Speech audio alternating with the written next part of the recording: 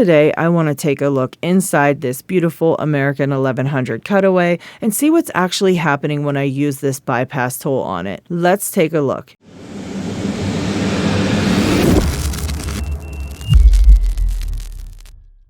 Alright guys, I did remove the front plate from the lock just because I want us to be able to slide the core out. Now, normally when you use one of these, you're going to make sure that you're placing the back side of it along the pins. Don't ever put it with the flag facing up toward the pins. You might have to jiggle it a bit to get it to fit into the front, and then you're going to push it until you kind of hit the back, and then you're going to have to kind of squeak it through the back a little bit there because it doesn't go the entire way back usually. You have to push it the rest of the way.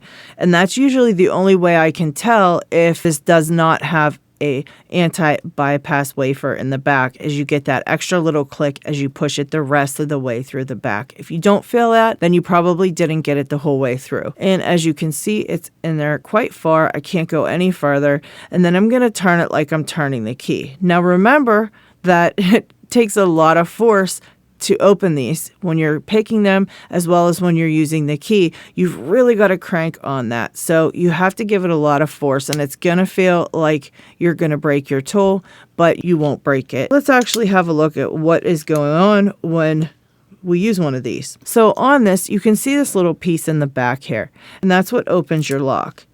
So as you can see, I put the key in, and when I turn it, that's what opens your lock, is this little piece sticking out right here. So when you're using the bypass tool, you're actually pushing it the entire way through the lock, and you're going to use this little tiny flag as a substitute for this piece right here. And that's all that happens, is you push your flag through and it comes out to the back, and you can actually use it to turn that piece in the back of the lock there. So it comes down and it goes in, it lands right about here, and then you use it to turn that and your lock pops open. So let's have a look if I take the core kind of the rest of the way out after I push this back.